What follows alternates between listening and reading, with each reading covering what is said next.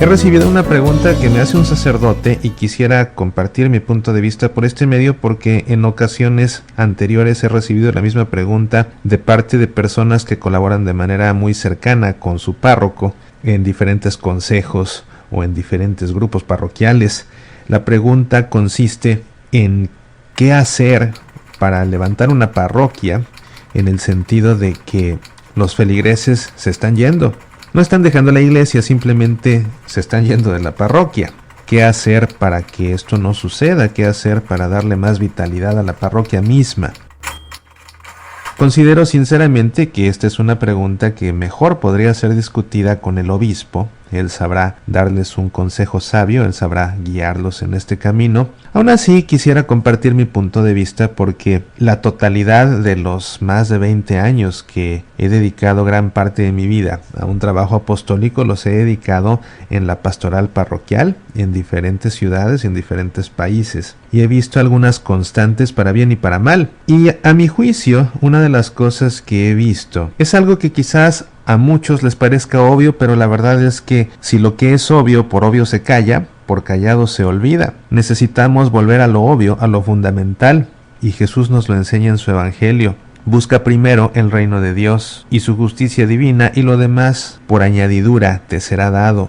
Lo que he notado en muchas parroquias cuando comienzan a perder feligreses es que éstas han dejado de buscar el reino de Dios, han dejado de buscar la salvación de los fieles, han dejado de interesarse en la cura de las almas, han dejado de preocuparse por el crecimiento espiritual de sus feligreses, y la gente asiste en primer lugar a la iglesia porque tiene esa necesidad de Dios, porque tiene la necesidad de crecer en su fe, porque tiene a veces problemas espirituales y busca que sean sanados. Me ha tocado colaborar en diferentes consejos pastorales en diferentes parroquias. En alguna ocasión incluso colaboré como presidente de un consejo pastoral. Y te puedo decir que he notado cómo las parroquias que se vienen a menos comienzan a tener otro tipo de preocupaciones. Al menos los párrocos y sus vicarios comienzan a tener otro tipo de preocupaciones que no tienen que ver precisamente con la fe. Hay muchas juntas de los consejos pastorales en los que se discute si es hora de pintar las rayas de los estacionamientos, si se deben podar las ramas del árbol de enfrente, si se debe comprar una fuente y si la fuente se coloca a un costado o en la entrada del atrio,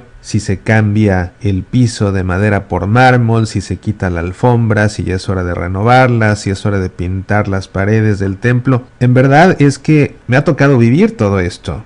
Y cuando veo esto, veo al mismo tiempo que las parroquias comienzan a venirse a menos. La gente comienza a buscar otras parroquias donde sus necesidades espirituales puedan ser satisfechas. Es lo más lógico del mundo.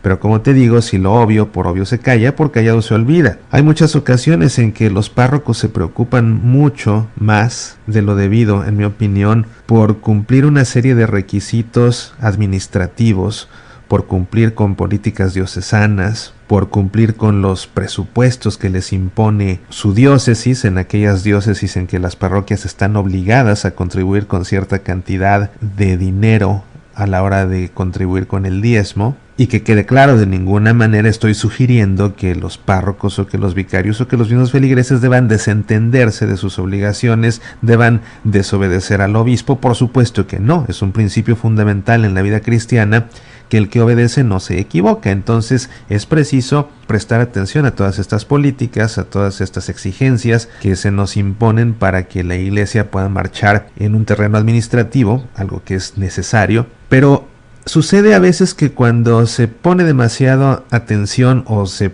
preocupa uno demasiado por estas cosas, todo esto se empieza a filtrar en la vida espiritual de la iglesia, incluso en la Santa Misa. Es terrible, terrible, terrible ver cómo una parroquia tiene alguna necesidad financiera y sacrifica las homilías de 4 domingos seguidos para hablar de la crisis financiera y de cómo se necesita que los fieles contribuyan con más dinero. Incluso una sola misa en que se arruine la homilía para presentar un reporte financiero con números rojos es algo terrible, porque cada cosa tiene su momento y hay maneras de hacer las cosas. Todo esto se puede comunicar a la hora de los anuncios al final de la misa, o en un boletín especial, o con algún volante informativo, o poniendo post pósters en las paredes. En fin, hay muchas maneras de comunicar todo esto, pero cuando las misas se comienzan a convertir en el foro para anunciar todo este tipo de necesidades, todo este tipo de exigencias, la gente comienza a dejar de nutrir su espíritu como debe hacerlo en la Santa Misa, que para eso es,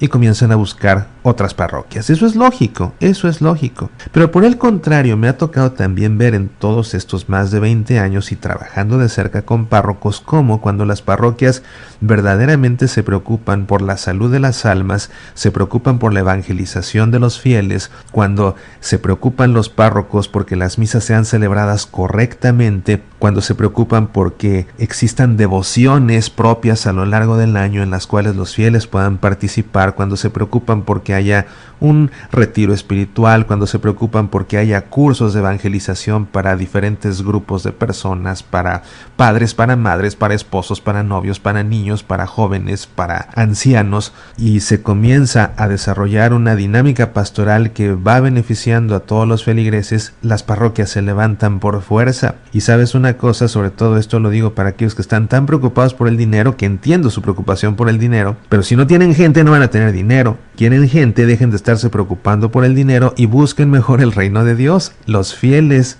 van a acudir a las parroquias con mucho interés participativo si todas estas necesidades espirituales son satisfechas, y para eso está la parroquia. Precisamente es el primer punto en el que todas las necesidades espirituales de una persona deben ser cubiertas. Espero que el buen sacerdote que me ha hecho esta pregunta y que los otros grupos que me han hecho preguntas similares en el pasado queden satisfechos con esta respuesta que les ofrezco. Se las ofrezco de corazón. Parece muy simple, pero es que en realidad es lo esencial. Busca primero el reino de Dios y por añadidura lo demás te será dado. No caigas en el error de, con tal de retener a las personas, sacrificar la Santa Misa y adulterarla para que todo el mundo se sienta bienvenido y para que todo el mundo se sienta divertido y se sienta entretenido. Eso es terrible.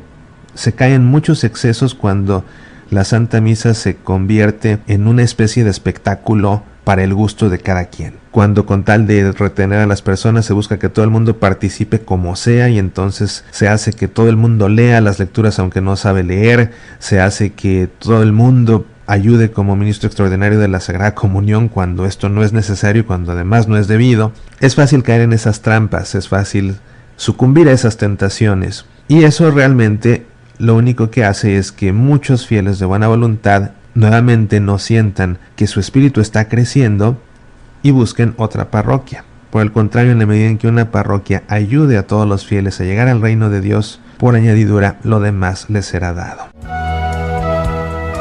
Soy Mauricio Pérez, estas son Semillas para la Vida.